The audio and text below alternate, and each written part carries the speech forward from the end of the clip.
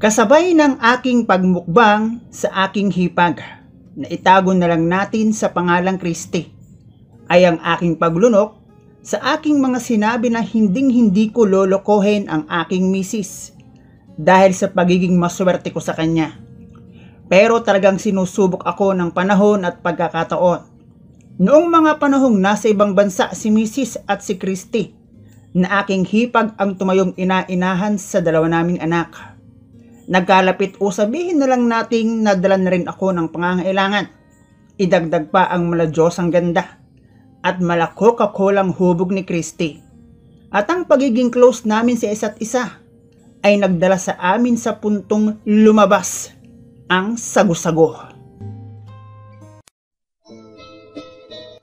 Hello guys and welcome dito sa Kasgul TV. At syempre, kung ikaw ay bago dito sa aking channel at trip mo ang ganitong klase ng kwento, palike and subscribe naman dyan.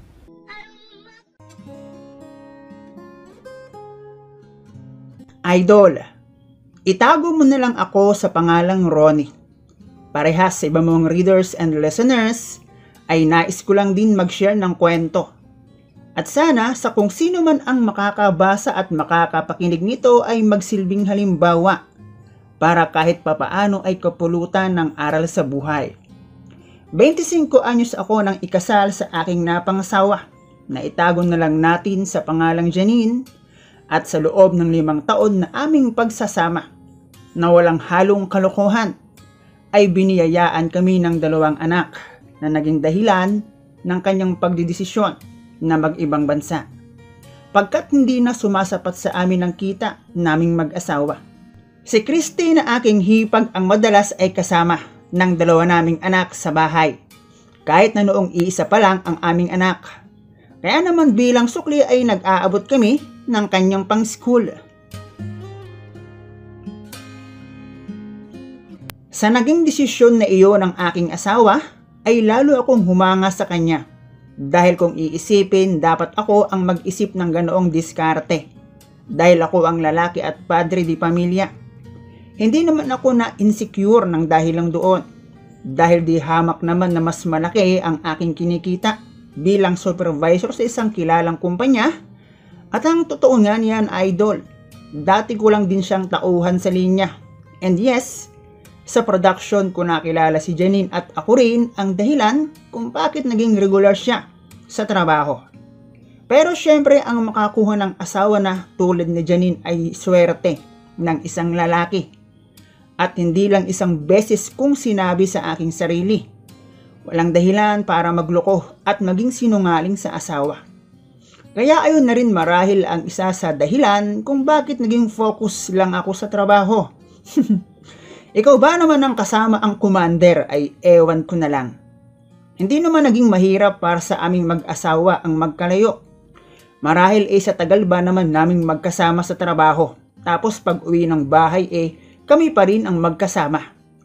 Pero ang bagay na iyon ay noong unang taon lamang na hindi kami magkasama. Dahil noong mga sumunod pang taon, ay dahan-dahan ko nang naiintindihan kung gaano kahirap ang malayo sa taong mahal mo sa buhay. At hindi pwede ang basta nagkikita lang sa cellphone. Dito na nga pumasok ang hipag kong si Kristi. Nang ang atensyon na aking hinahanap mula sa aking nasa ibang bansang misis ay makita ko sa aking hipag na si Kristi. Lalo na ang kanyang pag-aasikaso sa akin at sa anak namin ni Janine. Hindi ko naman sinasabing hindi ganoon kaasikaso si Janine sa akin. Marahil ay hindi ko lang napapansin dahil nga kapwa kami nagtatrabaho noong magkasama pa kami sa iisang factory. Pero masasabi kong bukod sa pangalan, magkaiba talaga sila. Sa ganda at pangangatawan ay lamang si Kristi. Siguro nasasabi ko lang din ito dahil kung sa ulam, ibang putahe si Kristi. At alam naman nating lahat na bawat putahe ay may kanya-kanyang lasa.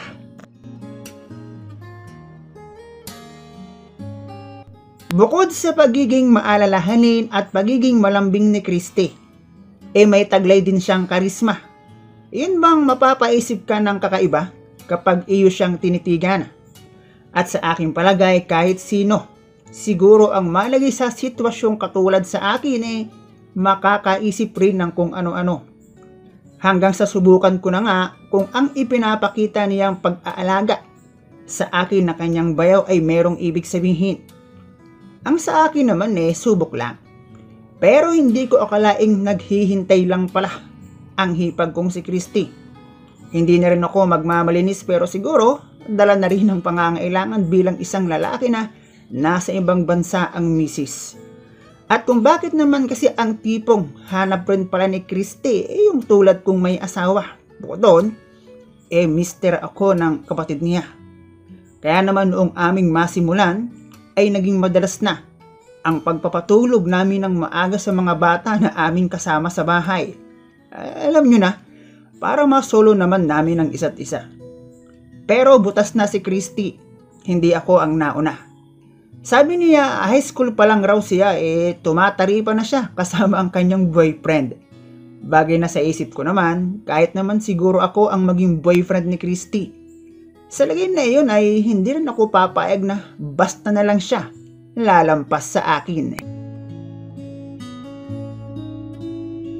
At nang dahil sa nasimulan namin ni Christy, nagsimula na rin kaming hindi magkaintindihan ni Janine dahil naging bihira ang aming pag-uusap.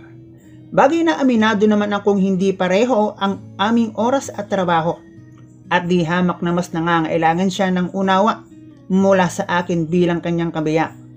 Kaya lang ang bagay na iyon ay hindi ko makita ng sandaling iyon dahil may ibang nagbibigay ng aking pangangailangan. Naging madalas din ang paggawa namin ni Christy ng milagro sa labas ng bahay na parang mauubusan kami sa handaan. Ganoon pala ang pakiramdam kapag kasalanan ang inaatupag. Sa aking pakiwari walang pagsidlan ang rapsa na aking tinatamasa. At talagang sago-sago ang inaakse naming binhi. Bagay na isang bilib ko rin kay Christy G lang siya sa kung anuman ang aking maisipan at kung minsan ay sinasabi pa niyang sana raw kami na lang ang unang nagkakilala. Na para naman sa akin ewan, basta ako kapag naisipan kong magpalabas laging nandyan siya para sa akin. Hindi ko rin may tatanggi na mas magaling at mas flexible si Christy. Hindi tulad sa aking misis na noong una lang may gana. Siguro dahil nga sa si Christy ay parang isang bagong bilyaran. Bago ang tapete, magandang pagulungan, pasyutnan at pabandahan. Yun nga lang, pakiramdam ko sa bawat pagkakatapos ng aming duelo. Pakiramdam ko ruming-rumi ako sa aking sarili. Pero ang hirap din kasing iwasan. Lalo't kay Christy ko naranasan ang kakaibang level ng kabulastugan. Pero ang lahat ay may hangganan. Maniwala ka sa akin, idol, na kung ang dahilan mo lang ay para may pagpapasukan ka o pagsisiksikan ng iyong armas, darating ang araw magsasawa at magsasawa ka. Na parang isang putahin ng ulam na madalas mong makain, mauumay at mauumay ka. At nang dumating ang puntong ako ay nakokonsensya na, sa bawat gabi o sandali na kami ni Christy ang magkasama sa milagro, ay huli na ang lahat dahil nagbunga na ang aming madalas na pagmumukbang. To make the long story short, idol, ay naging malaking dagok iyon sa aking pamilya. Hindi lang sa relasyon naming mag-asawa, mga anak at maging sa kanya-kanya naming mga magulang at mga taong nakakakilala sa amin, naging kahihiyan ang dulot. At sa pagkabuo at pagsilang ng sanggol nang dahil sa pagiging mapusok namin ni Christy ay ang pagkawasak naman ng aking sariling pamilya. Siyempre nga naman, nabuo Okay lang sana kung basta lang may nangyari. Mahirap kalimutan pero kaya pa sa hilot at maayos na usapan. Pero hindi Kumbaga sa sugat pumeklat na may keloid pa. Kita at buhay ang ebidensya. At ang naging resulta, yun, ngayon ay padalaw-dalaw na lang ako sa mga anak namin ni Janine at ganoon na rin sa anak namin ni Christy. Ang masaklap, kasal kami ni Janine. Kung hindi na siya mag-aasawa, wala na rin akong tsansa. At delikadong mabilanggo kung sakaling mapatunayan na tumikim ulit ako ng ibang putahe. Ang hirap dahil dalawang ina ang aking pinakikisamahan para lang makita ang aking mga anak. Kaya ikaw, kaibigan, mag-isip muna bago ipagpalit ang pangmatagalan sa panandalian at tuluyang magdala sa iyo ng pangmatagalang perwisyo. Walang magaling sa kabulastugan kapag gusto ng demonyo na sirain ang iyong pamilya.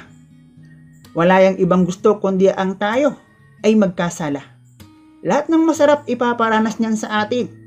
Kanya lang tayong makuha.